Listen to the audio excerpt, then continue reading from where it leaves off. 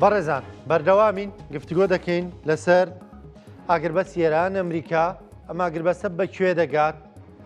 وزە کاریگەریەکانی وزە تا چەندە دەتوانێت یەکلاکەرەوە بێت لە پرسی بە ئاشتی گەیشتن یاخۆ گەشتنەوە بە گەڕێکی دیکەی جەنگ لە نێوان ئەمریکا ئێران ئیسرائیلدا گفتوگوین پرس و باس بابەتاکەین بە میوانداری زۆر بەڕێز دکتۆر شێرکۆ جەودەت ئەندامی پەرلەمانی کوردستان. دکتۆر سڵاو لەبێم کاتت باش سپاس بە بەشداریکردنت لەگەڵمان. دکتۆر بە بڕوای تۆ ئاگربەستی ئێران ئەمریکا بەکوێ دەگاتەوە بە گەڕێکی دیکەی جەنگ یان بە ئاشتی کۆتایی پێدێ؟ مەناوی خی گەورە مهرەبان سڵاو بۆ جەنابتان و بۆ بینەرانی خۆشەویست. بێگومان دۆخەکە زۆر هەستیارە لە نێوان ئەمریکا و ئیسرائیل و ئێران و ئەگەر دقت بین میلانەکە یا شارەکان لێکری بۆ ئەمریکا بۆ ئابوووریەکەی هۆی بوو لە عەسکەریەکەی ئێستا کەمترە. بۆیە گەروی هورمز کاتێک کە هەردوو لافشارە خەنەسەری ئەو گەروی هورمزە بە سەتا 21 ترافیکی نوتی عالەم لەوێوە تێپەڕ و وڵاتانی وەکو سین و وڵاتانی ئاسیا زۆربەی زۆریان بە تایبەتی لە ئێرانەوە نەوتی تایبەتیان بۆ ئەڕوا و ڕێژێکی زۆرە و ئەمە وای کردووە کە ئێران ئازاری زۆری پێبگا لە ڕووی ئەو فشارەی کە هەیە لەسەر گەروی هورمز و لەولاوە ئابووری جیهانیش وڵاتانی جیهانیش بە هەمان شێوە. بۆیە ئێستا لە قۆناغی ڕاگوزەریایە دۆخەکە کە دیارە نە ئەوەیە گفتوگۆکان گەیشتە بن بە بنبەست بە تەواوەتی، نە ئەوەیە گەیشتە بن بە لێک نزیک بوونەوە و بەرەو ڕێکەوتن، نە ئەوەشە کە بڕیار بدەن کە ئەمریکا و ئیسرائیل دەست بکەنەوە بە لێدانی ئەم ئێران. لەبەرەوە دۆخێکی هەستیارە، دۆخێکی معقەدە و دەرهاویشتەکانیشی جیهانیە، یعنی تایبەت نییە بە ناوچەکە، جیهانیە، پەیوەندی بە وڵاتانی کەنداوە هەیە، پەیوەندی بە وڵاتانی وەکو سین و ئەوروپا و کەنەدا و ئەمریکا و وڵاتە عەرەبیەکانی تر و یعنی ئەتوانی بڵی سەر تاسەری جیهانی گرتوێتەوە. باشە دکتۆر بە بڕوای تۆ چیەوە کە ئەمریکا بە نیوە ناچەڵ پرۆسەکە جێبێڵێ؟ ینی وەکو ئێستا دەبینی نەگەر جێبێڵێ یاخۆت بگا بە ئاشتی یاخۆ داگربەست درێژ بکرێتەوە جۆرێک لە ئامانجەکان بەدی نهاتوون. ئەو ئامانجانی کە ئەمریکایی بوو ئیسرائیلی بوو هیچیان بەدی نەهاتوون، ینی پرۆسەکە نیوە ناچڵە. چییە ئەم زەختەی کەوا بکە ئەمریکا ئەم پرۆسی ئەوها جێبێڵێ؟ ینی ئایا ئەوها جێ دەهێڵێ؟ هەرڕێک ئەوە ئەو پرسیارەی جەنابەت ئەو ململانەیە کە لە نێوان وەزیری بەرگری ئەمریکا و لە نێوان جێگری سەرۆکی ئەمریکایە بەمانای ئەوەی کە ئیسرائیل وای کرد کە ئەمریکا پەرکێشکا بۆ ئەم شەڕە مۆزوعی ئەتۆمی ئێران و نەگەیشتنی ئێران بە بۆمبی ئەتۆمی و ئەوە وای کرد کە ئیسرائیل فشارکە کە ئەمریکا شەڕ بکا بەرامبەر بە ئێران و پێکەوە لە ئێران بدەن و پێچێ ئەوەش مەرجی سەرەکی بێ بۆ هەر گفتوگۆیەک لە نێوان ئەو دوولایەنەوە لە نێوان کۆماری ئیسلامی ئێران کە ئەوەش بەدیهێنانی لایەن ئێرانەوە زۆر قورسە تەسلیمبوونی ئێران بە ڕادەستکردنی هەموو چالاکی ئەتۆمیەکان ینی ئاسان نییە.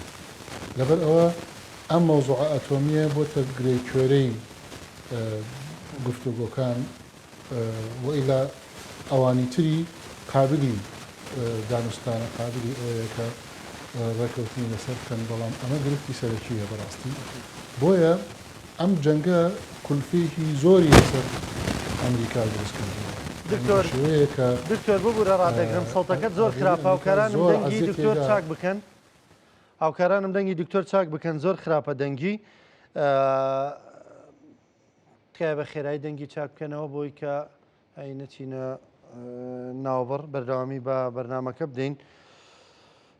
بەڵە بەرەزان دۆناڵد ترامپ دوایین لێدوانی لەبارەی جەنگەکەەوە دەڵێ ینی وەکو کورد دەڵێ خەریکە پەتی تەحملم دەبچڕێ دەڵێ وا باشتر ئێران بە خێرایی بە مەرجەکان ڕازی بێ. بەڵام چاودێرانی سیاسیەوەی کە خوێندنەوەی بۆ دەکەین ئایا مەرجەکانی ئەمریکا هەر مەرجن یان مەرجی تەسلیم بوونن؟ ئایا ئەوەی کە ئەمریکا لەگەڵ ئێراندا دەیکات ئایا دانوستانە دەچێتە خانی دانوستان و دانوستان ئەوەیە کە تۆ کۆمەڵک مەرج دێ بەرامبەر کۆمەڵک مەرجی هەیە سازش لە هەندێک مەرجی یەکتری دەکەن و دەگەنە ئەو خاڵانی کە لێک تێگەن لێکەوە نزیکن. بەڵام هەندێک نی لە توێژەرانی جیهانیش باس لەوە دەکەن دەڵێنەوەی ئەمریکا دەیەوێت تەسلیم بوونە ینی ئەو مەرجانە مەرجی ئەوەی تێدا نییە کە ئێران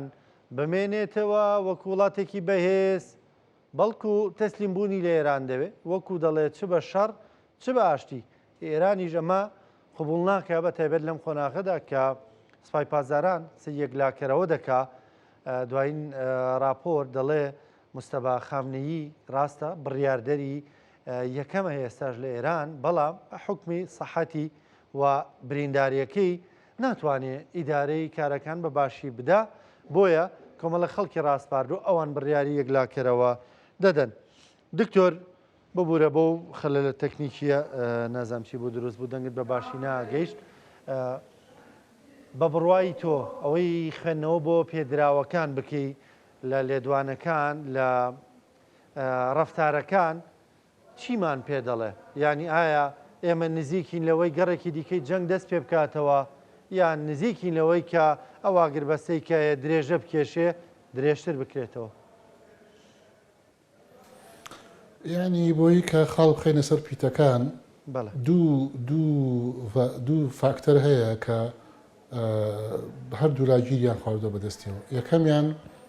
ئەم شەڕە کولفەیەکی زۆر لەسەر وڵاتە یەکگرتووەکانی ئەمریکا دروست کردووە کە بەردەوامبوونی زیانی گەورە بە ئابووری ئەمریکا گەێنێ. لەولاوە ئەوانەی کە معاملەکانی بەرەمهێنانی چەک یا بازرگانانی چەک یا بەرەمهێنەرانی چەک لە ئەمریکا سوورن لەسەر ئەوەی کە فشار لە بەرپرسانی ئەمریکا بکەنوە و بە تایبەتی لە وەزیری بەرگری وەزیری جەنگی ئەمریکا بکەن کە ئەم شەڕە بەردەوام بێ و بە هەموو قووەتی ئەمریکاوە لە ئێران بدرێت. ئەمە یعنی چی؟ یعنی لێرەیە دوو جەمسەر هەیە کە پێچەوانەی یەکن. یەکێکیان ئەڵێ لە بەرژەوەندی ئەمریکا نییە ئەم شەڕە و ئەمە کولفەیەکی زۆر لەسەر ئەمریکا دروست ئەکا کە زیانی گەورە بە ئابووری ئەمریکا ئەگەیەنێ. لەولاوە ئەڵێ پێویستە سوور بین لەسەر شەڕ و ئەو مەخزەنانەمان بەردەوام بەرهەمی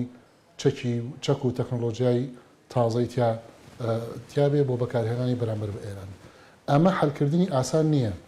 و بێگومان ترامپ بخوسەرۆشی ئەمریکا ئەگەر دیقەت بین لێدوانەکانی و هەڵوێستەکانی لە نێوان ئەو دوو بۆچوونەیە لەلایەکەوە تەهدیدەکان لەلایەکەوە ئەڵێ فرسەت ماوە هێشتا لەلایەکەوە ئەڵێ ئێرانەکان داوای گفتوگۆکەن و ئەوە لەلایەکەوە ئەڵێ پێ ناچێ ڕێبکەوین و لەوانەیە توانای عسکەری بەکار بێتەوە جارێکی تر. لەبەر ئەوە لەبەر مەترسیداری بڕیاری شەڕ و ئاساوارەکانی کە لەوانەیە ئەم جارێکە شەڕ دەست پێ بکاتەوە لەوانەیە وەستاندنەوەی ئاسان نەبێ واتە گەیشتن بە بنبەست واتە گفتوگۆکان شکستیان هێنا و دەرەنجام بێگومان ئاسەواری لەسەر ئێران و لەسەر وڵاتە یەکگرتووەکانی ئەمریکا و ئیسرائیل و بگرە وڵاتانی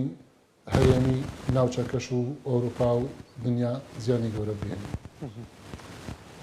زۆر باشە. دکتۆر بێگومان ئەم جەنگە کاریگەری ڕاستەخۆی لەسەر وەکو تۆ پێشترا ماژەت پێکرد کاریگەر ڕاستەخۆی لەسەر هەموو گیان هەبوو و لەسەر ناوچەکەی ئێمە بە تایبەتر و ئێمەش من زمنیە لە هەرێمی کوردستان ئەم ڕۆژانەیەکێک لە میوانەکان لە پرسی ڕۆژانی ئەماژی بە شتێکی گرنگ کردوتی ئێران ئێستا لە خۆناغی ئاگربەستە ئاگربەستی لەگەڵ هەموو ناوچەکەشدا ڕاگەیاندووە بەس هێشتا شارواز لە هەرێمی کوردستان نایەنێ هێشتا ناو بەناو هەر درۆن تێدەگرێت بۆ هەرێمی کوردستان. ینی ئێمە لە هەرێمی کوردستان ئامادەین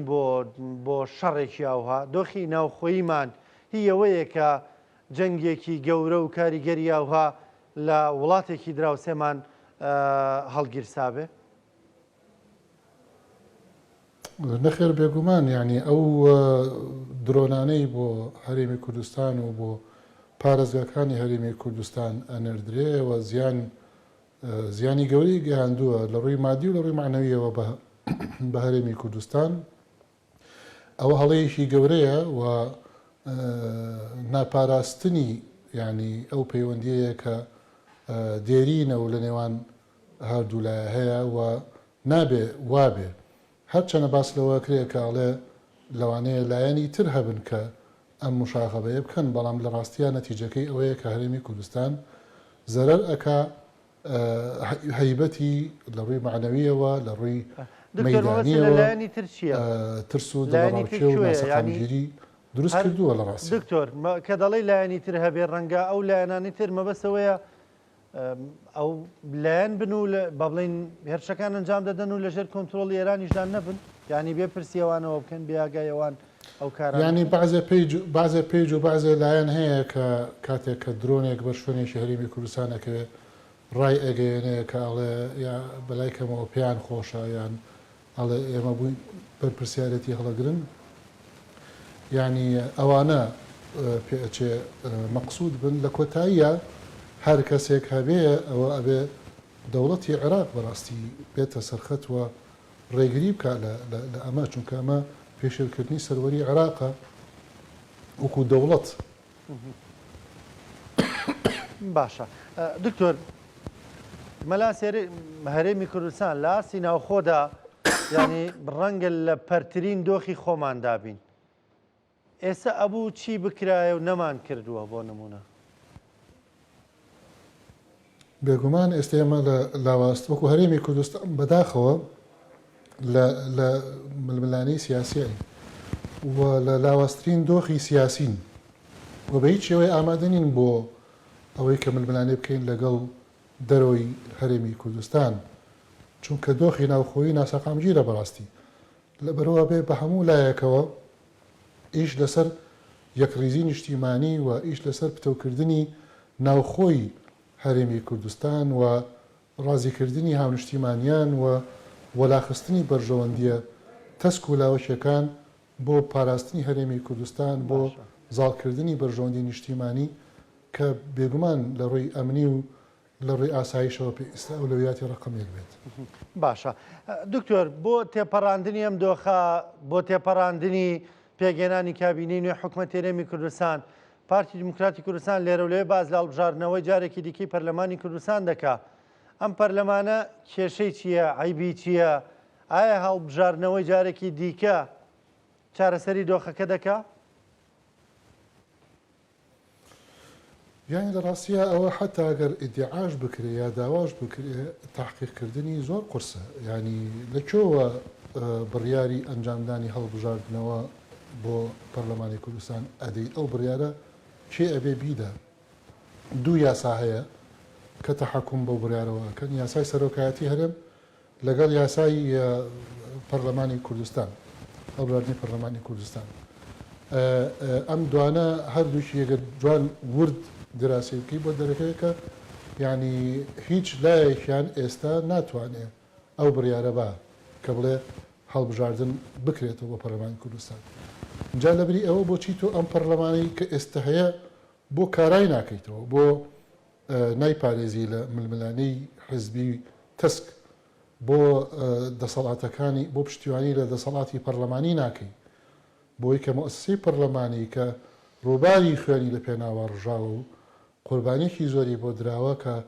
ڕەمز و سنبولی کایەیەک لە کایە هەرە سەرکیەکانی حکومڕانی هەرێمی کوردستانە کە سوڵتەی تەشریعیە، ئەوە بەهێز بکرێ و کارا بکرێەوە لەوێەوە بڕیارە استراتیژیەکان و پرۆژە استراتیجیەکان و یەک ریزی نیشتیمانی لێوە بپارێزرێ و چوار کورسی زیاتریا کەمتر چوار کورسی زیاتریا کەمتر بۆ پارتی دیموکراتی کوردستان یا بۆ یەکێتی نیشتیمانی کوردستان یا بۆ یەکگرتووی ئیسلامی کوردستان وەرێزێکی دیکە واقعی سیاسی هەرێمی کوردستان دەگۆڕێ یعنی ئێستا بۆ نموناگەر پارتی دموکراتی کوردستان لە بریسی و کورسی 45 کورسی هەبووایە 50 هەبووایە دۆخەکەی دەگۆڕی يعني مؤسسەکە گرنگترە لە ڕێژەی کورسی بۆ ئەو يعني ئێمە ئێستا هەیبەتی حکومڕانی لە هەرێمی کوردستان تێک شکاوە يعني حکومڕانی مەبەستم لە سوڵتەی تەشریعی و سوڵتەی تەنفیزی و سوڵتەی قەزائیە يعني کاتێک کە سوڵتەی تەشریعی کە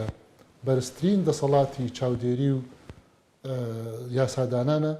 ئاوای لێ بکرێ و پەک بخرێ لە بری جارێک ئەمە چەندەم جارە ئاوای لێ ئەکرێ معنای ئەوەیە تۆ شتێکت نەماوە بە ناوی حکومڕانی سێ پایە هەیە یەکێکیانە تێک شکاندووە کە سوڵتەی تەشریعیە ئەوەی تریش کار بەڕێکەرە کە حکوومەتە و لەناو حکوومەتیش دوو ئیدارە هەیە ئیدارەی زۆنی ئەو لاو زۆنی ئەملا ئەو سوڵتەی قەزائیش ئەوە حاڵەتی لەبەرەوە یعنی ئەمە ئەبێ مؤسسەکە بپارێزرێ نەک ئەوەی کە ململانی ئەوەی کە کێ کورسیە زیاتر کورسیە کەمتر ئینجاوەش هەڵبژاردن کراوە و یعنی حەسم کراوە و وازەحە لەبەرەوە بەداخەوە بۆ دەسەڵاتدارێتی لە هەرێمی کوردستانە کە ئەوەندە کورت بینە و ئەوەندە بەرژەوەندیە تەسکەکانی خۆی لامەبەستە لە ئاستی بەرژەوەندیە نیشتیمانیە باڵاکان بۆیە ئەم دۆخە سەختە لە هەرێمی کوردستانی شادروز بوو. سپاس دەکەم دکتۆر زۆر سپاس بەڕاستی پرسیارم مابوو بەڵام باوکاری ئێمە دەزانم تۆ سەحەتت زۆر باش نییە و هەم